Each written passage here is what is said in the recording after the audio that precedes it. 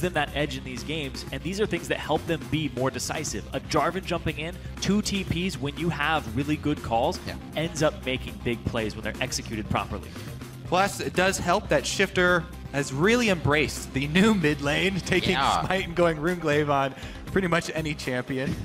No, but it is a select few set of champions. None of them finding themselves on the ban list so far, so definitely still open. A lot of big frontliners, though. Team Dignitas banning out some large bodies. They may be setting themselves up for one of those Runeglaive champions. I did mention yesterday that Shifter, he's even played AP Ezreal before Runeglaive came out, so I really thought that Dignitas were going to use it at some point. Yesterday, they actually used the Ezreal for Core JJ. Maybe they were sort of opening themselves up to possible swapping of roles, swapping of flex picks. Because if you draft it very early on, they're going to start counter drafting for it, and then you throw it 80 carry. Ooh, it could be a curveball if they throw into the plans.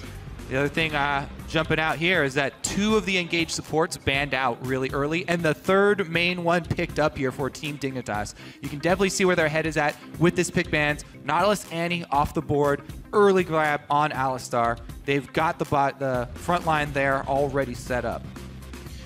Nice and easy pickup for Dignitas to start things. Liquid does not waste any time in their picks, now causing Dignitas to kind of have to react quickly to this. Obviously still have a minute to do so, but Rek'Sai and that Sivir picked up a lot of, or what we heard, the second AD carry that really people are going to after that Kalista, along with Ezreal, but he's been mid. Right, so they do, by taking this first round Sivir Rek'Sai, leave open, of course, the Ezreal that will be flex pick for Dignitas. However, it's still a really strong early round here. The Gragas is banned. They're going to take away the other T1 jungler for Dominate. I think the big discrepancy here that Dignitas have been able to leverage, though, is the huge advantage for KiwiKid in that battle of playmaking supports. KiwiKid has the better tool. He has the best tool. Especially, it's going to be hard for him to answer an Alistar roam, especially with Annie and Nautilus down. We have been seeing from Unicorns of Love, we saw Braum come out to counter some pokes. So if they do go with a poke, they still have a support that can make some plays and lock people up as well. True. I mean, even though Runeglaive was released on this patch, Braum also got buffs as well. So there are things that you can use to work around it. Feels good. Body Drop tried his hand at it, I believe. We had a Braum play yesterday, so trying as they may actually see it come into this game as well. It had a good effect. Of course, there is the flex pick coming through. We don't know where that's going to go. Yesterday was Core JJ on that. Shifter showed that he does have some Runeglaive practice with the Diana band away from him this game. So this is a really good pick for Dignitas that was kind of set up from yesterday, and I absolutely love this. So Helios goes with the other pressure jungler kind of left at this point, aside from Nidalee, and there they go. There's some hard engage coming in to add on top of the Sivir. This is the point and click that we saw last game against AP Ezreal. Looks like we're going to leave Phoenix up for that last pick as well. The point and click is going to be helping, as long as it doesn't take them too deep into the fight. But then again, Team Liquid kind of has that shored up by the Sivir speed to move in if they can't get on that first engage. What can Dignitas rebuttal with, though? They have 2 choices left. Their final picks here after having Alistar, Eve, and Ez. This is where they show. This is where they show if it's an AP mid or right. I'm actually still kind of hung up on the Evelynn pick for Dignitas. I'm really not a fan of picking Eve into Rek'Sai because her later game is already she kind of has a hard time, and the Tremor Sense just really takes away a lot of her power. But they still have another round to move forward here, and that combo we've seen before, the Corkier Ezreal, of course. It's like that is actually going to be Shifter's Varus to come in with the lock-in. Shen as well for the Gamsu top lane. Yeah, I mean, with them already showing support of Thresh and not Braum for Team Liquid, the poke comp. That's a good point. Yep. You know, even though you're facing a sped up Maokai, still definitely viable. Alistar, as we said, is a great bodyguard and can try and intercept. Plus, now you've got the Shen Stand United on top of it, so extra protection for the back line. Team Liquid do need to, I feel like Team Liquid do need to double down on this hard engage because, you know, Sivir boosted Rek'Sai Maokai is one thing. They need to put some damage behind it, though. Phoenix is going to have to bring the lion's share of the DPS for this Team Liquid squad. We thinking a Nazir, we thinking a Yasuo like he did yesterday. There's a lot of things left for him. I don't think he's going to go back to poke like Jace.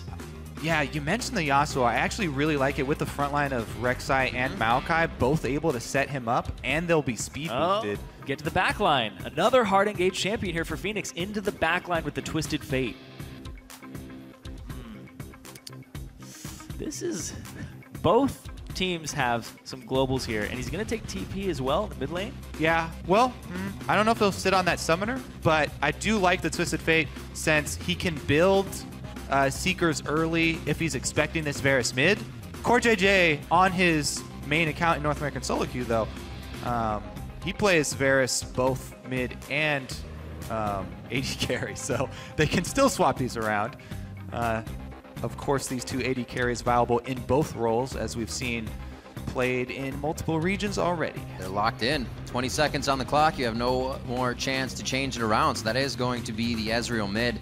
CoreJJ takes the Varus to the bot lane. I believe the first time we'll see him on this champion. Like you said, though, Kobe, he does take that into solo queue, so no stranger to it. Yep. Dignitas has been able to defeat Team Liquid in their previous meeting in Week 4. We'll see if they can carry momentum from some of their recent games as well.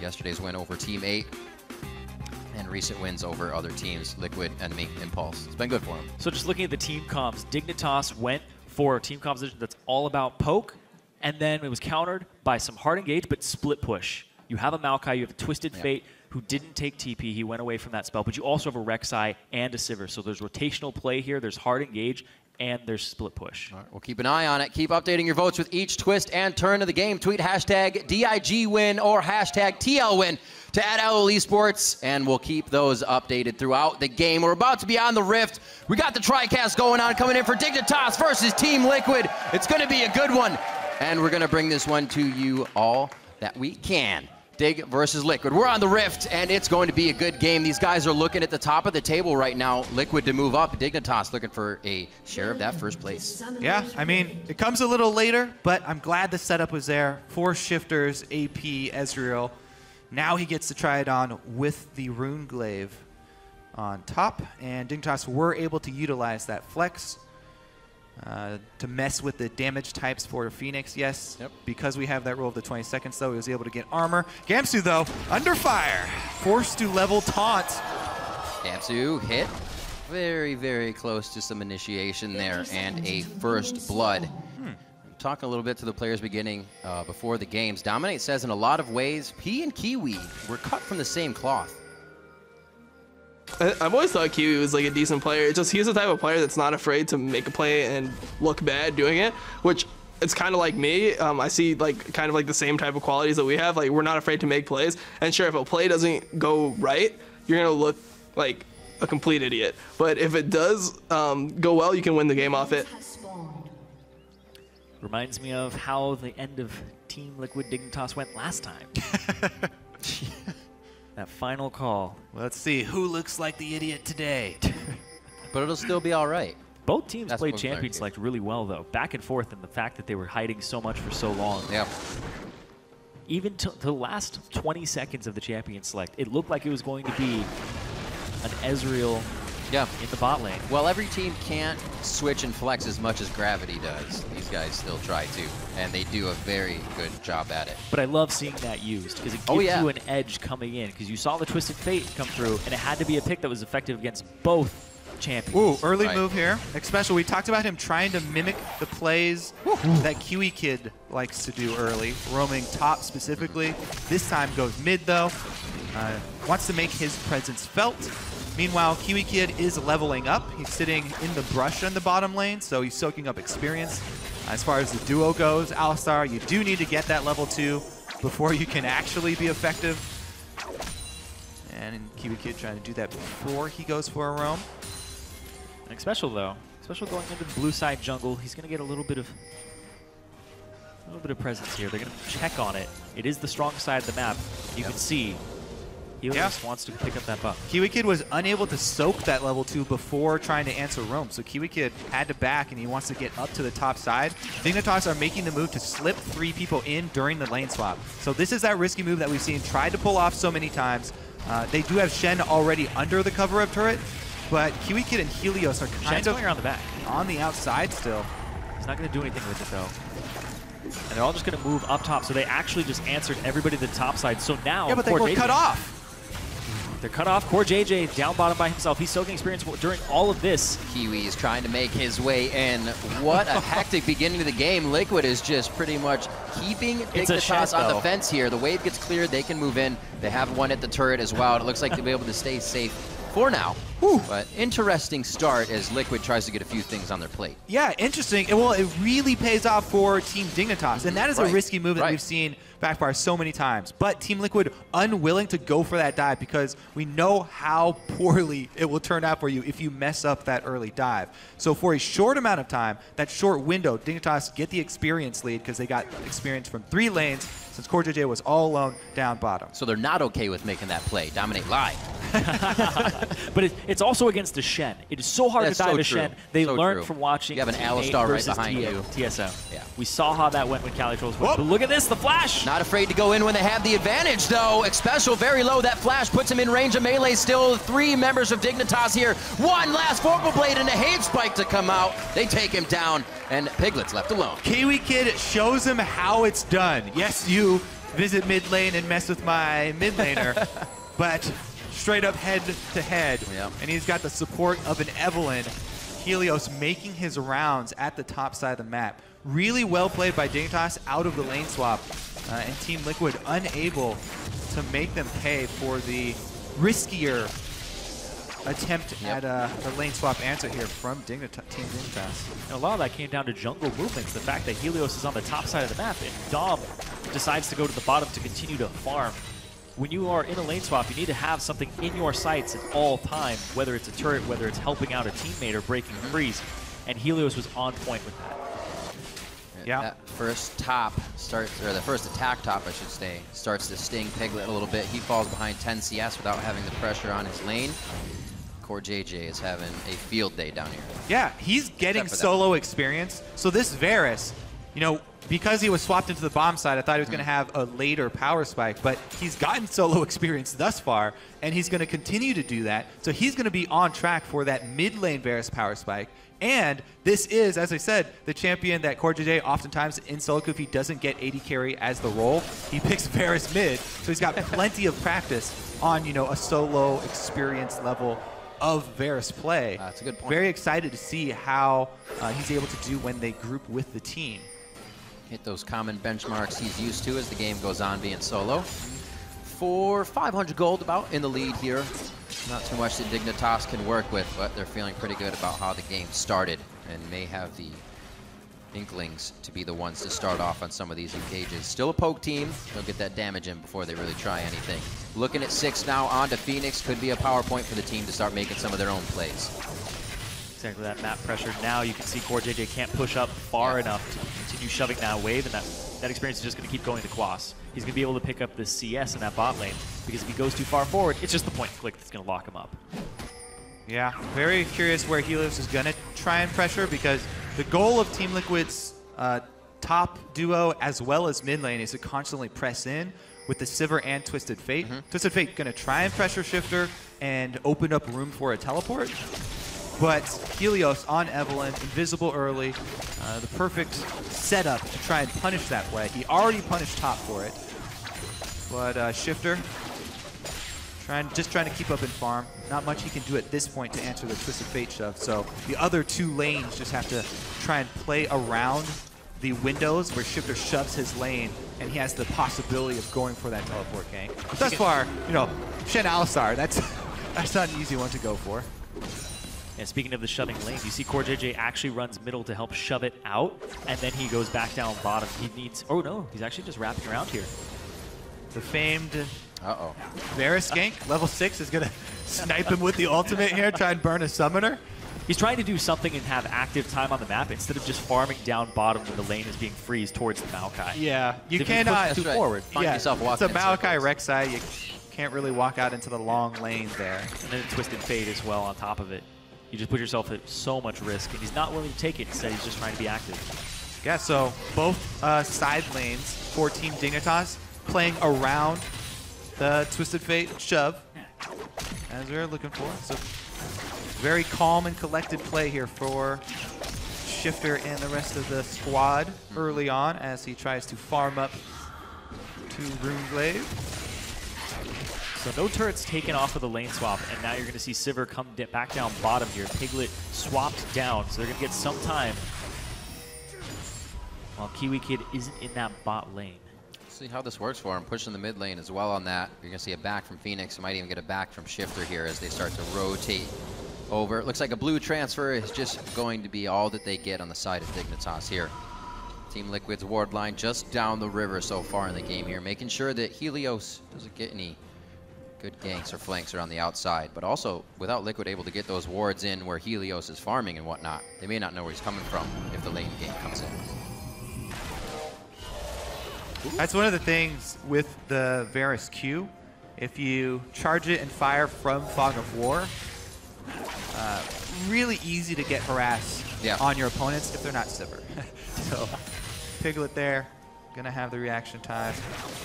You know, with the changes to missiles coming out of Fog of War, definitely will be alerted. No more invisible mid-spears.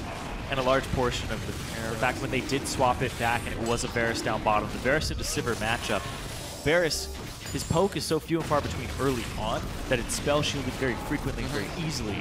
But he does have that range advantage, but a lot of his burst damage in the trades is actually proccing his W after the trade. Yeah, especially since he is going with the AD carry line of build instead of the tier into cooldown reduction from Brutalizer. No tier plus no Brutalizer means obviously a lot less spam. There goes the dragon though. Dominate is able to pick up the objective. So that's kind of the only reward that Team Liquid got for the shoving advantage. The shoving advantage of the Twisted Fate and the Sivir early on was dealt with fairly well by Team Dignitas. And as they scale their AD carries up, they will get more wave clear to try and answer that of Team Liquid. But the early dragon is going to be the cost that they pay. There are so many pink wards on the bottom right-hand side of the map from Team Liquid. It really looks like they're trying to concentrate this area down and get some roams to that direction. But Helios, he's already here. They don't have vision of where Twisted Fate is at the moment. Now, a Sivir Thresh is one of the most difficult to gank. Both top laners have teleport, though.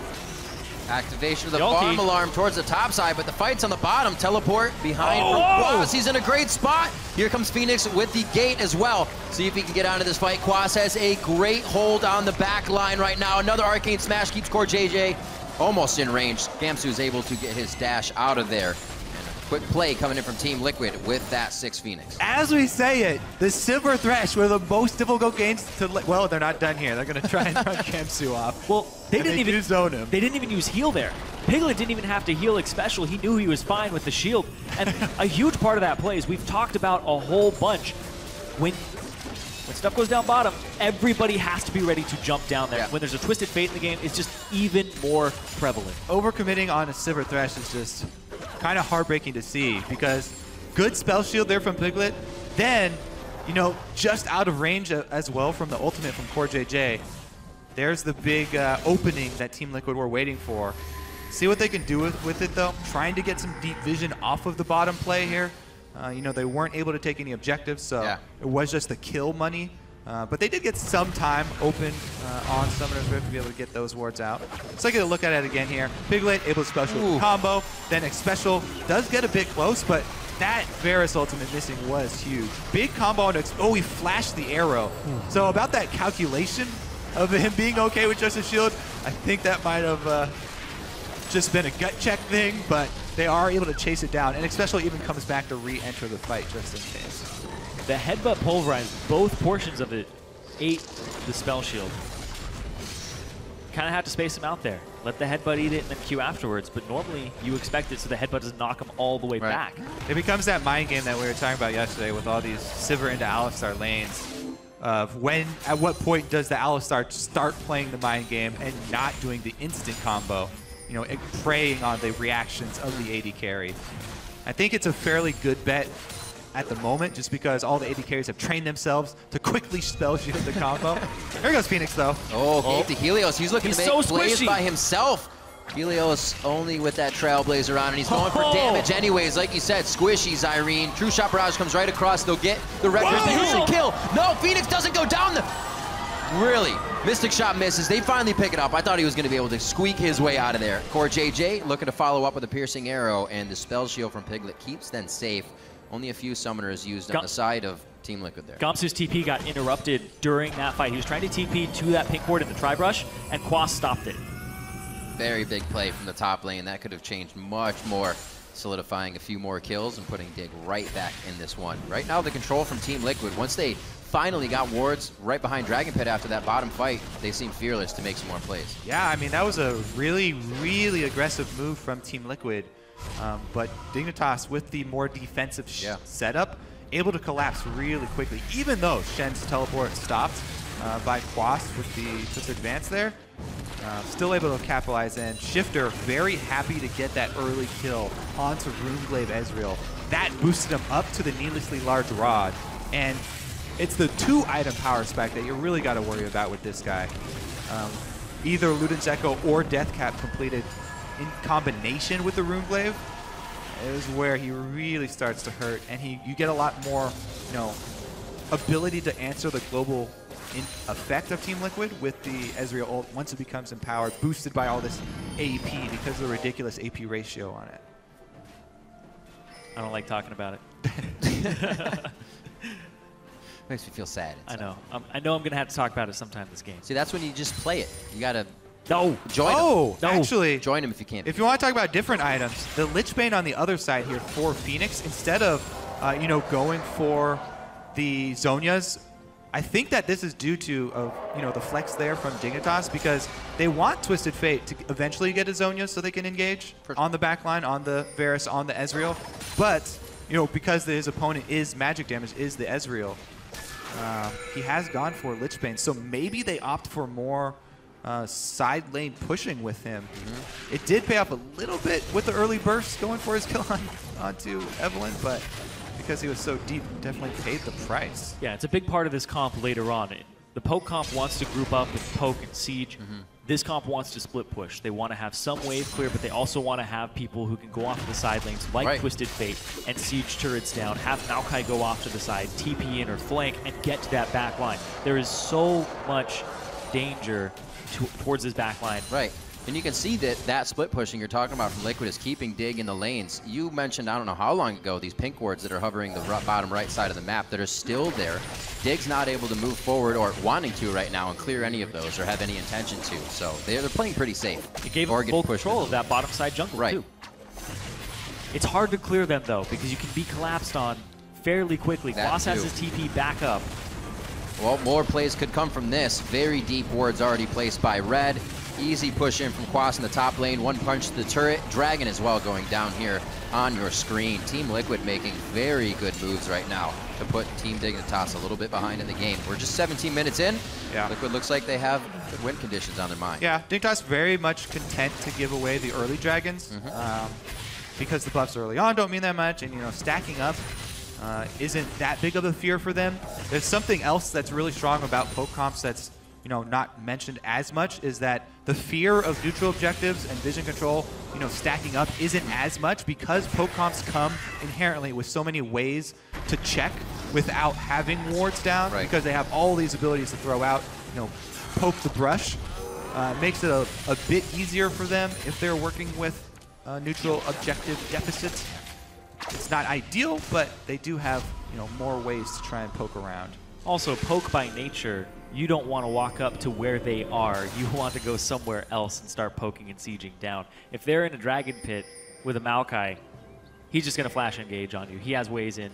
So you want to stay away from these objectives until you've hit your power spike, and then you shove them out, you shove them, make them go to mid, you get them to half HP, then you go get the objective. So they're waiting for those types of spikes. Poke comps have restraining orders on the other team. Yeah. You want to keep that restraining order in place. But it doesn't activate until way later. Yeah. Well, the thing is, this Runeglaive Ezreal, they're being punished early on. They're a poke squad that hasn't been able to get any turret pressure. So Team Liquid are playing well, playing accordingly to the double AD carry. Poke set up from Team Dignitas. Really, the turning point comes after Team Liquid knock down these outer turrets. They use the first fight where Team Liquid try and use the global gold advantage of the outer turrets to chase them down, use the Sivir and the Twisted Fate to try and catch one of these guys. That's really going to be the most telling point, because if it's ineffective and they're not able to get the pick, I've seen so many times where the poke-heavy team is able to just weather the early game storm and come back very strong with a mid-game siege and just get so much of the money back through outer turrets. Team Liquid forcefully pushing themselves through, stealing red and clearing out a few of the pink wards that Dignitas finally put down to get Liquid's wards out. They are really putting a stranglehold down right now onto what Dignitas is trying to do. Shifter still getting well farmed in mid. Got to wait for him to ramp up a little bit more, and they are avoiding fights.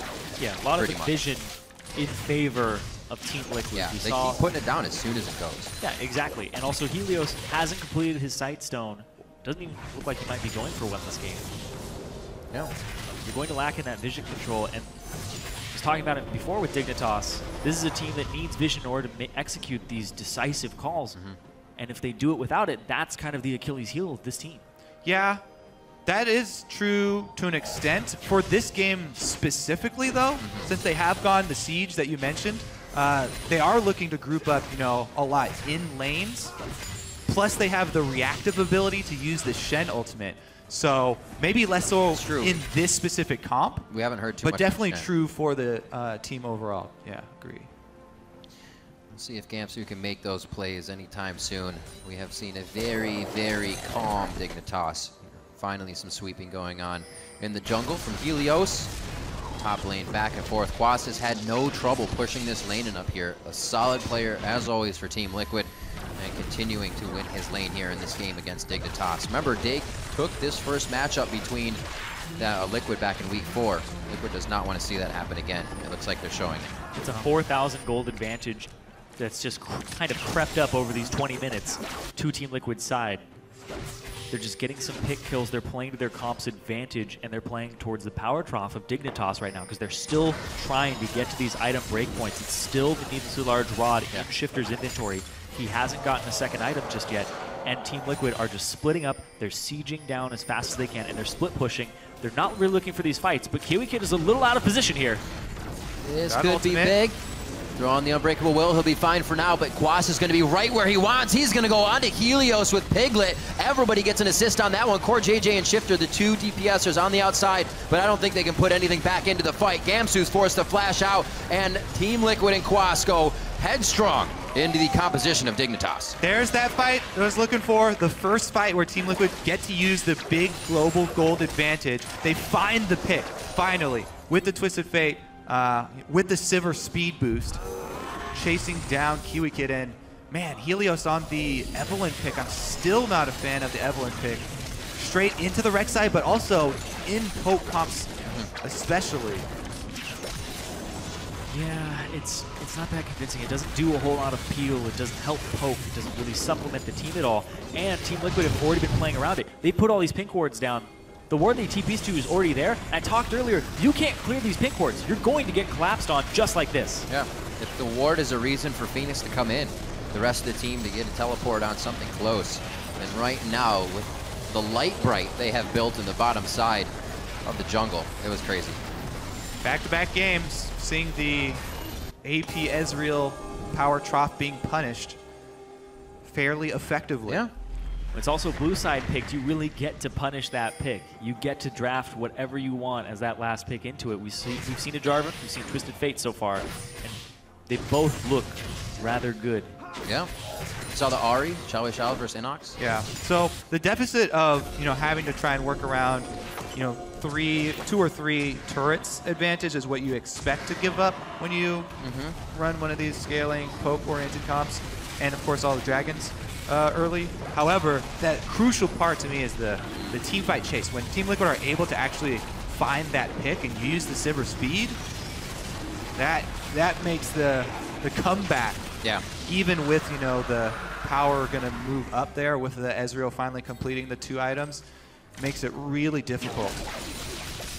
And Phoenix, it looks like he's actually not even going to move. Well, he could go either way right now. He's got the makings of whatever he wants to go with. He could turn it into Deathcap or use the Amp Tub to also go for the Zhonya's if they want to, double down on the hard engage and actually come up with those Messiah-type plays. I wonder if he actually will go Death Cap or Zhonya's. I'd say Zhonya's. Yeah. More versatile. Getting to that back line is important here. But Phoenix, he's liking his time in the spotlight. He wants to make. He feels like a god. Yeah, he feels like a god now. He wants to make big plays. I can't more die. damage. Go to the back line, Zhonya's. It'll work out. Yeah, that's exactly. But speaking of not dying, even though Shifter hit his 2-item spike, there's already a lock-in completed on Dominate. We already have the Righteous Glory on Quas with the Spectre's Cowl, so these guys are ready to charge forward through the APS. You're only one recipe piece off the Talisman of Ascension for Xpecial as well, so it's going to be very hard to break the engage from Team Liquid bringing to the table. Going around 25 minutes here in the game. Wards are starting to be pinged out a little bit more by Dignitas. They're saying these are where the pinks are. Control some. Get a bit of our map back, because right now it doesn't look like they own too much here on the Rift. So what Team Liquid is doing is they're trying to ward up the sides in the jungle, and they're going to try to 1-3-1 split push and contest objectives throughout the river and see what they can get. Test all of the parts of the armor and see where the crack is. Yeah. Plus, since they can keep Team Dignitas boxed up at their secondary turret line, they can starve Dignitas of ward coverage, and it makes it really easy to just chain the dragons. So since they've gotten all 3 of the initial ones, they actually don't have to take the super risky play and start Baron. All they really need to do around Baron is, go for bait plays. They never actually have to take the damage and even risk the actual initiation inside the Baron pit. They can just try and starve out Team Dignitas and go for the dragon stacking, which is way more safe and reliable. I say, I've said it a few times, but the ward game by Liquid is impeccable this game. They have always kept them up. There's always 3 to 4 pink wards on the map. They are making this a living hell for Helios and anybody else that wants to try to flank, because it's one of the ways they can get back in. And it's not going to happen with this many wards. Yeah, Helios, no Sightstone, and the Baron being started up here by Team Liquid. They have all the coverage. Yeah, it's a Dominate special. Love's going for the early one. Oh boy, oh boy. That's a lot of damage right there. Gonna have to take a quick back out special. It almost cost him his life to be a tank there for the Baron, but Liquid comes up with it. They'll be back to the lanes that they already have pretty nicely pushed and prepped to get into the base. And this is absolutely amazing for a 1-3-1 split push comp. They can continue the split push. Twisted Fate Ultimate was used there to scare away people who wanted to go towards the Baron. Core JJ pretty much just backed off of the minion wave thinking that it was going to be towards him, and he couldn't even go towards the Baron to assist. Well, Dignitas knows they are on the back foot now. Not a place they have been too much within the season. Maybe a few thousand gold the early game to the mid game right now, but they've on 8,000 right now. They've been down about 10,000 gold. We've seen comebacks from Team Dignitas. Yeah. They've had these decisive calls, but the thing is, this is not a composition that allows you to say, let's just go and kill them. It is set up, siege, almost kind of set up the turret, and then go. All right, well, I do have an update on the Phoenix situation.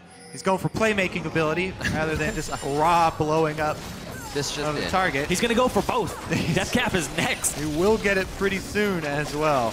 They can just keep Dignitas boxed up inside their defenses here for as long as they want and continue to mine the entire map here of resources.